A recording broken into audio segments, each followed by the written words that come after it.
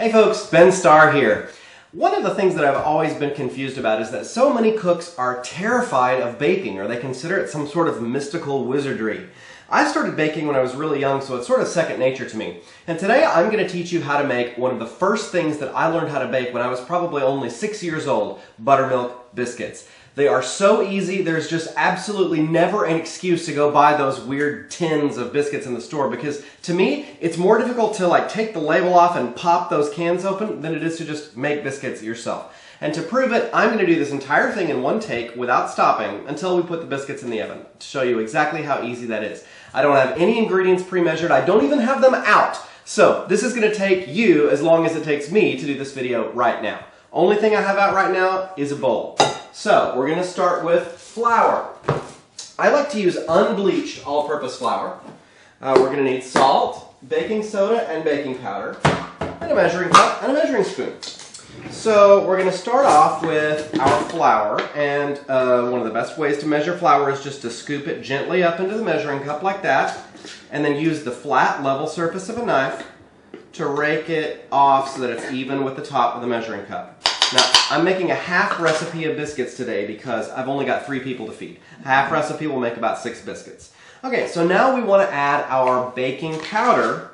We're going to add about 2 teaspoons. If you're making a whole recipe, you'll add a tablespoon.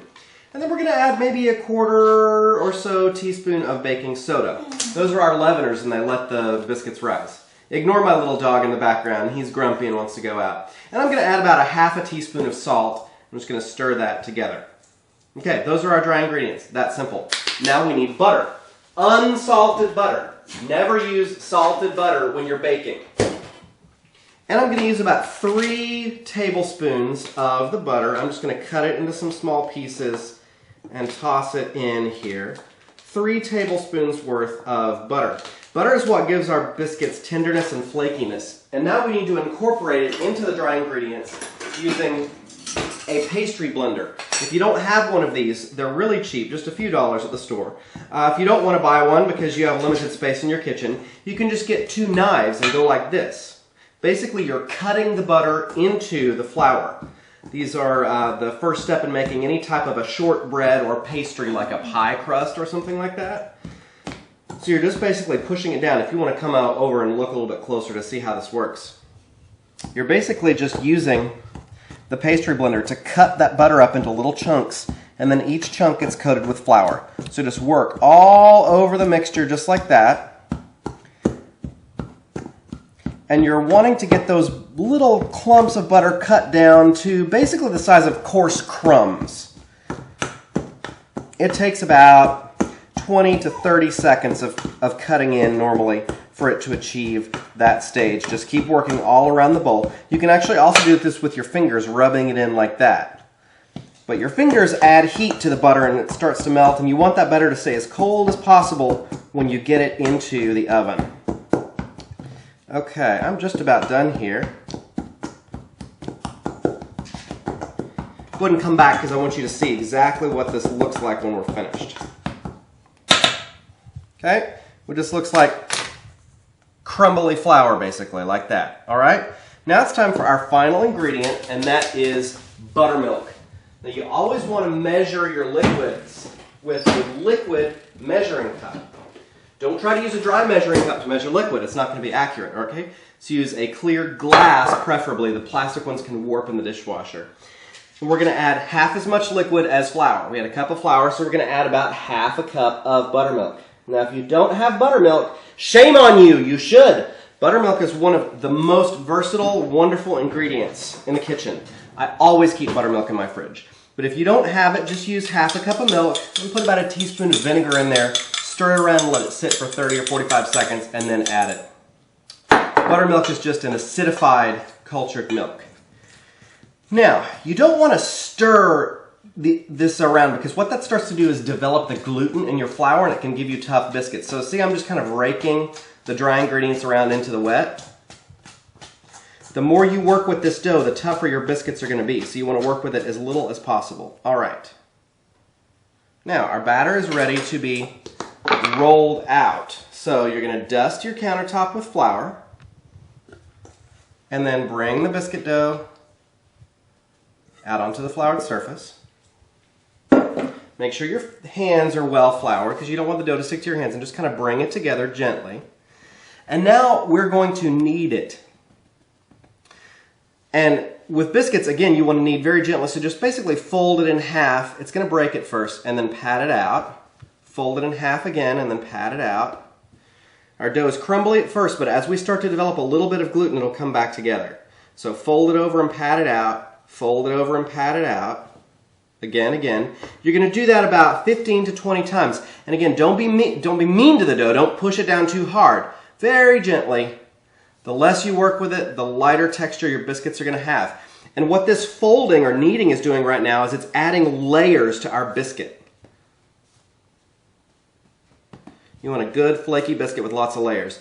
And see how it has stopped like breaking when I fold it over? That's because we're developing that gluten. And we want some gluten in order to be able to hold in that carbon dioxide gas that causes the biscuit to rise when we put it in the oven. But we don't want too much gluten because then the biscuit will be tough. Okay, you'll feel the biscuit start to resist you, and that's when you know it's done.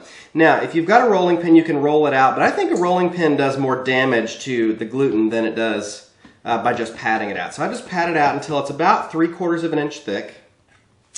And then we take our cookie cutter or biscuit cutter. Dip it in your flour just a little bit to make sure that it doesn't stick to the dough. And then just cut out your biscuits. And I've got 3 out of my first rolling. I'll just set those aside for now. I'm going to bring back the rest of the dough and very gently push it back together, and we're going to knead it another couple of times, or fold it. Okay, I'm probably going to get one more out of this. And then we'll do it one more time. And we'll get one more out. So it looks like we're going to get 5 out of this batch. All right, perfect. Now, you want to get your baking sheet out.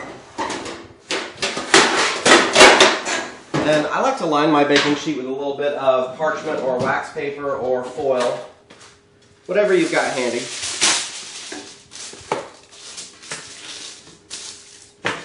And then set your biscuits on it. You can also bake your biscuits in a cast iron skillet, which is a great way to do it, but mine are all dirty because of a dinner party last night.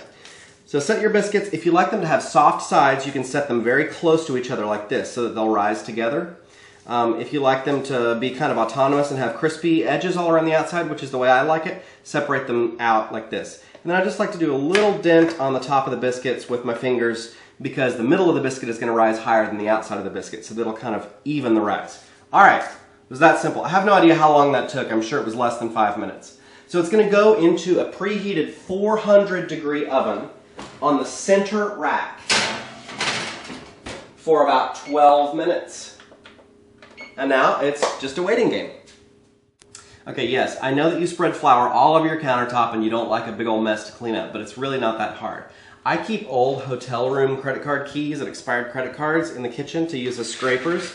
And you can just scrape any of the dough that's attached to your countertop. Just scrape it right off into your hand.